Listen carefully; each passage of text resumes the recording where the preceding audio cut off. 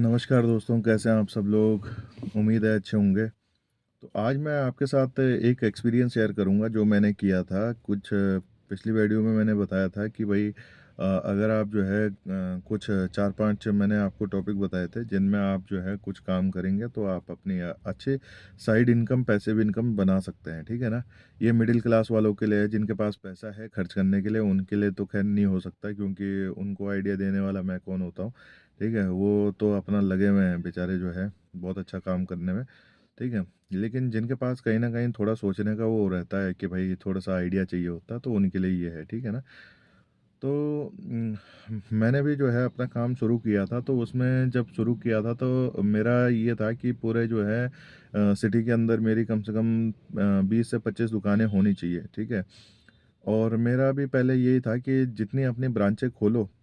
ठीक है। मैंने एक वीडियो देखा था, शायद यूट्यूब पे ही देखा था या कहीं और देखा था, जिसमें बताया जाता है कि अपनी ब्रांच खोलो, जितनी ज़्यादा ब्रांच होंगी उतना ज़्यादा प्रॉफिट होता है।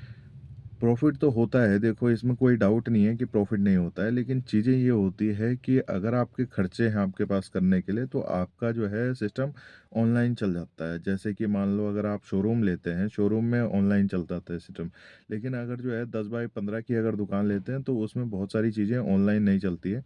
उनमें सिस्टम चलाने के लिए आपको कुछ जो है लड़के रखने पड़ेगा अपने पास, और जब लड़के रखोगे अपने पास तो उनकी फिर मॉनिटरिंग करनी बड़ी दिक्कत हो जाती है। ठीक है।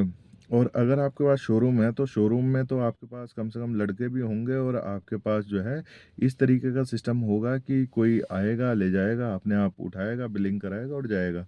लेकिन जब 10 बाई 10 की या 10 बाई 15 की दुकान होती है, जो एक मिडिल क्लास वाले के लिए होती है, छोटे जो अपने लिए सेल्फ एम्प्लॉयड पर्सन जो अपना बिजनेस शुरू करते हैं, तो उनके लिए जो चीज़ होती है वो क्या ज़्यादातर यही देखते हैं, क्योंकि अगर शोरूम खोलेंगे तो शोरूम का किराया 1-1.5 लाख रुपए होता है, जिसमें लगाने के लिए 25-30 लाख रुपए और चाहिए होता है।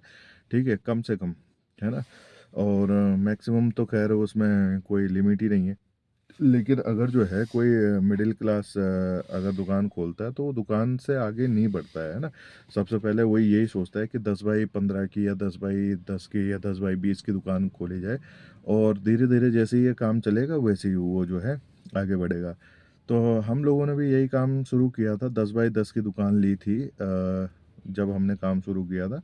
उसके बाद सपना ये था कि 2-3 साल, 1 डेढ़ साल 2 साल काम सीखेंगे, उसके बाद फिर जो है हम अपना काम धंधा इस तरीके से शुरू करेंगे कि अपने ब्रांच वगैरह खोलेंगे। ठीक है। और एक सिटी के अंदर 20 से 25 दुकानें हमने अपनी खोलनी है। लेकिन ये काम जब तक जो है हमने कम से कम 4-5 ब्रांच अपनी खोली थी, उसके बाद फिर कुछ टाइम तक चलने के बाद लॉकडाउन जैसी सिचुएशन आ गई। अब लॉकडाउन में क्या हुआ कि हमारा सारा का सारा काम था रेंटल प्रॉपर्टी के ऊपर। रेंटल प्रॉपर्टी थी, लड़के हायर करे हुए थे, और सबका जो है सैलरी वगैरह 1.5 साल तक लॉकडाउन चला। ठीक है। और जब लॉकडाउन चलने के बाद तीसरा शायद लॉकडाउन लगने वाला था, तो अब पता नहीं कुछ अफ़वाह भी आ रही थी, और कुछ जो है हो भी इसी तरीके से रहा था कि कुछ जो है सूझ नहीं रहा था। तो हम लोगों ने वो आइडिया फ्लॉप कर दिया। और जितना भी हमारे जो दुकानें थी, क्योंकि तीसरा लॉकडाउन लग जाता तो फिर दिक्कत हो जाती है हम लोगों को उठाने में काम, है ना। तो हमने जो है जितना हमसे होता था हमने किया। उसके बाद फिर जब जो है जो मकान मालिक थे, उन लोगों से वो हुआ नहीं, जितनी दुकानें हमारे पास रह गई वो रह गई। और बाकी हमने 3-4 दुकानें हमने अपनी बंद कर दी। उसके बाद फिर जो है हमने ऑनलाइन भी सिस्टम शुरू किया था अपना, लेकिन अब धीरे धीरे हमने उसको भी वाइंड अप कर दिया। ठीक है। और हमने और कोई काम धंधा अपने खोले हुए हैं, जिम खोले हुए हैं अपने, जिसमें हमने मशीनें फिट करी हुई हैं, और काम चल रहा है बढ़िया। ठीक है। तो इस तरीके से जो है अगर आप काम करोगे, ठीक है, और रेंटल प्रॉपर्टी के ऊपर करोगे, तो रेंटल प्रॉपर्टी का कहीं न कहीं आपको डिसएडवांटेज होता ही होता है। ठीक है? अगर आपका ये अगर मान लो मेरी अगर जो है 5 दुकानें थी, ठीक है? 5 दुकानों में से अगर सारी की सारी अगर दुकानें अपनी होती तो भले ही ईएमआई देने में थोड़ा टाइम लगता, कन्विंस करता मैं जैसे-तैसे बैंक को या कुछ भी करता, है ना? तो कहीं न कहीं उसका एडवांटेज मुझे ये मिलता कि आज मेरे पास जो है मुझे छोड़ के जाना नहीं पड़ता और मुझे शायद बिज़नेस को वाइंड अप भी नहीं करना पड़ता कि अब क्योंकि किराया ज़्यादा होता है, डेली-डेली बहुत ज़्यादा हो जाता है ना? तो दिक्कत करता है। अगर यही चीज़ अपनी दुकान में होता तो अपना आदमी फिर झेल लेता है जो जैसे-तैसे, है ना? प्रॉपर्टी बेचो, प्रॉपर्टी बेच के पैसा आ जाता है तो फिर कहीं न कहीं आदमी नेगेटिव में नहीं जाता है। एक ग्राउंड लेवल पे रहता ही रहता है, ठीक है? वो कभी भी अपने नेगेटिव के अंदर नहीं जाता, नेगेटिव जैसे कि उसके ऊपर कर्जा वगैरह का कोई ऐसी दिक्कत नहीं होती, है ना? तो हमारा रेंटल का था तो सारा बंद हो गया। उसके बाद फिर हमने जिम वगैरह का शुरू किया है और अब कोशिश ये है कि जितना भी हम बिज़नेस करेंगे, जितना भी हम जो है काम करेंगे, उतना सारा का सारा अपनी प्रॉपर्टी को लेकर ही करेंगे। भले ही उसमें थोड़ा-सा टाइम लगता है, ठीक है? लेकिन काम ये होता है कि पक्का हो जाता है, हमको फिर कल के दिन छोड़ के जानी नहीं पड़ती है। 10 साल के बाद या 15 साल के बाद उसका जब लोन कंप्लीट हो जाता है बैंक का, जो प्रॉपर्टी हम लेंगे, तो उसका जो 10-12 साल के बाद जब प्रॉपर्टी फ्री हो जाती है, तो उसके बाद सारी प्रॉपर्टी अपनी होती है ना? तो ये मैंने आपसे बात पहले भी करी थी और अभी भी करी है और सारा का सारा जो मैं आपको बताता हूँ, वो सारा का सारा जो है अपने तजुर्बे के हिसाब से बताता हूँ। दूसरी चीज़ क्या है कि हर किसी को अपने लिए पैसिव इनकम जनरेट करना चाहिए। पैसिव इनकम का मतलब ये होता है कि आपको कहीं न कहीं अपने लिए साधन जुटाने पड़ते हैं, दूसरी जगह इन्वेस्ट करने पड़ते हैं। एक ही इन्वेस्टमेंट से काम कभी भी नहीं चलता है, ना आपका चलता है और ना मेरा चलता है और कहीं न कहीं इसकी वजह से जो है तंगी भी रहती है घर के अंदर क्योंकि सोर्स ऑफ इनकम तो एक है, अब आदमी कमाने वाला भी एक है, सोर्स ऑफ इनकम एक है, हम कभी दूसरे इनकम सोर्स के बारे में सोच ही नहीं सकते हैं, है ना? तो क्या होता है कि बस उसके चक्कर में अगर मान लो हमारे खर्चे ज़्यादा हैं, तो कहीं न कहीं हमारा हाथ हमेशा तंग रहता है उस चीज़ के चक्कर में।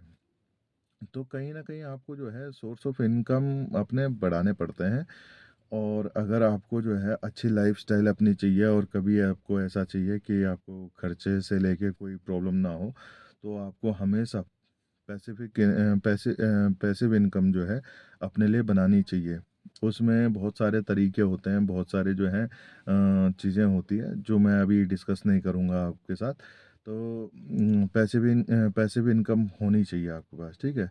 दूसरी चीज़ क्या है कि आपके पास जो है ना हमेशा अपना रिटायरमेंट के लिए भी कुछ ना कुछ प्लान होना चाहिए आपके पास क्योंकि कहीं न कहीं आपको भी पता है और ये जो है मुझे भी पता है और लगभग हर किसी को ये दिमाग में रहता ही है कि कहीं न कहीं आदमी अपनी जब पैदा होता है तो वो मरता भी ज़रूर है और एक टाइम के बाद वो बूढ़ा भी हो जाता है, ठीक है? तो जब वो बूढ़ा होता है ना, ठीक है?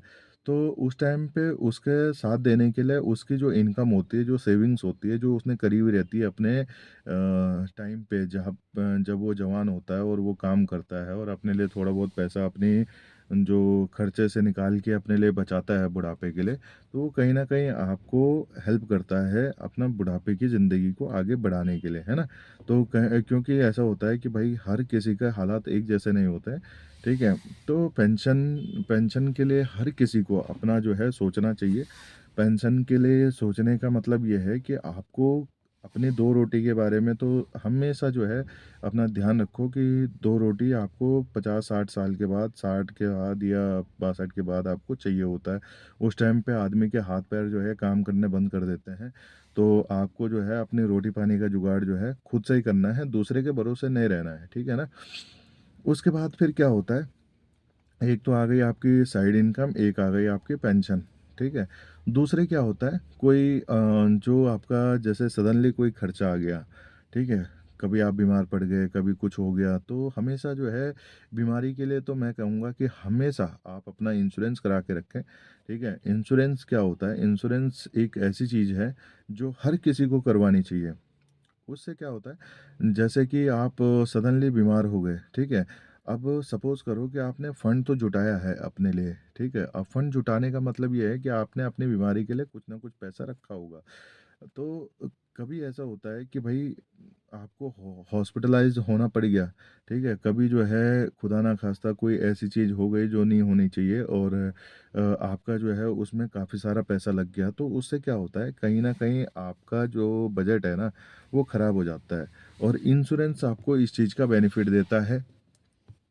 और वो बेनिफिट क्या देता है, इंश्योरेंस आपका बेनिफिट ये देता है कि अगर आपका कोई मान लो प्लान सेलेक्ट किया हुआ है उसमें, जिसमें वो 5 लाख से लेके 10 लाख तक का या 15 लाख रुपए तक का आपको जो है भुगतान करेंगे, तो आप जो है इतना पैसा जमा करो, वो साल का होता है, जैसे 15 हज़ार हो गया या 20 हज़ार हो गया या 10 हज़ार हो गया।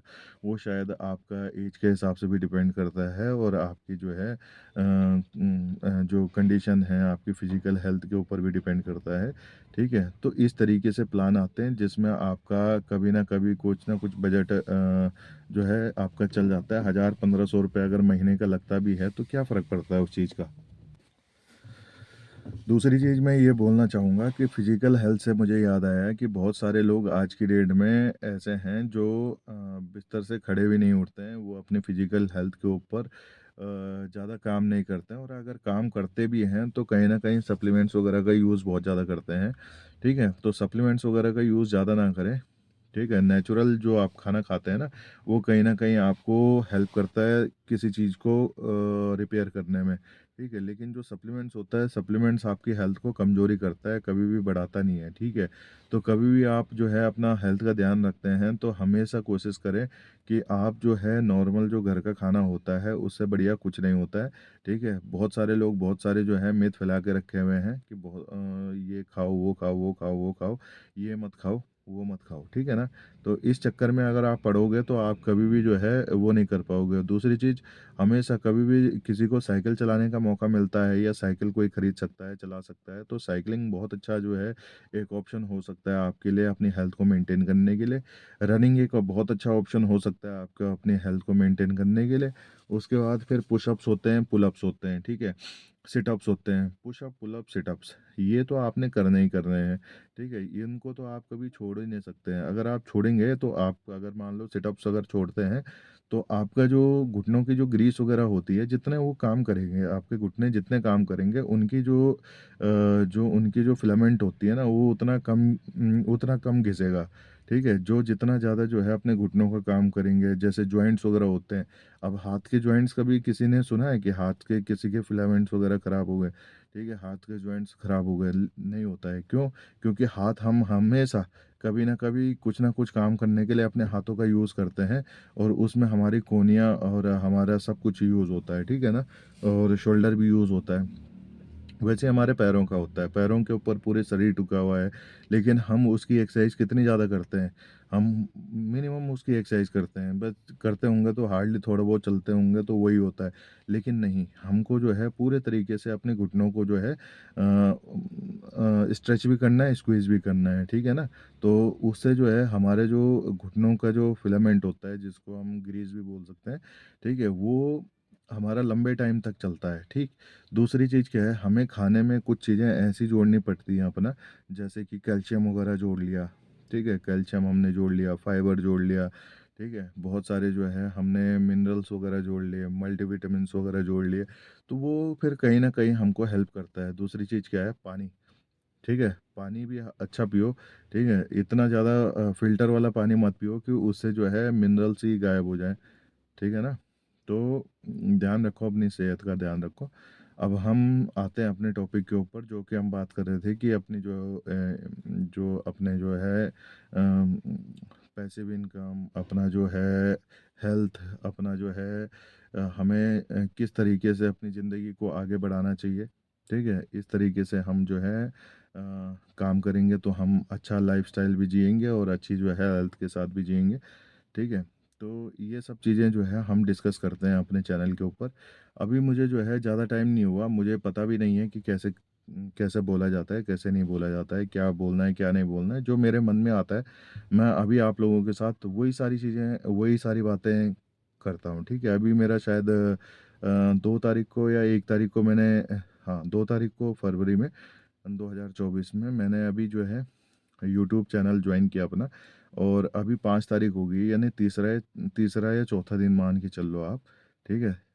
तो जो मन में आता है, जो मैंने सीखा है, मैं आपको वही चीज़ बताऊँगा, ठीक है? किसी चीज़ का एक्सपीरियंस अगर मुझे होगा, तो मैं आपको आपके साथ ज़रूर शेयर करूँगा। और अगर आपको चैनल अच्छा लगता है, तो शेयर करें, सब्सक्राइब करें और लाइक करें और कमेंट भी करें। कमेंट करने का मतलब ये है कि आपको कमेंट करना है, तो कमेंट करके कोई ज़्यादा कुछ नहीं, बस इतना जो है आपने डिस्कस करना है कि भई हमें वीडियो बनानी चाहिए तो किस तरीके से बनानी है। कुछ अगर आप मुझे पॉइंट्स दे पाओ, ठीक है? कुछ अगर आप जो है मुझे कुछ जो है आइडिया दे पाओ कि इस तरीके से आप वीडियो बनाएँ तो इस तरीके से जो है काम होगा। और इसी तरीके से मुझे आइडिया चाहिए, कुछ टॉपिक चाहिए आपको जिसके ऊपर हम जो है आपको बता पाएँ, तो फिर आप जो है वो टॉपिक भी हमें बताएँ। हम कोशिश करेंगे कि उसके ऊपर आपके लिए वीडियो बना पाएँ, है ना? धन्यवाद। जय हिंद, जय भारत। मिलते हैं अगले वीडियो के अंदर।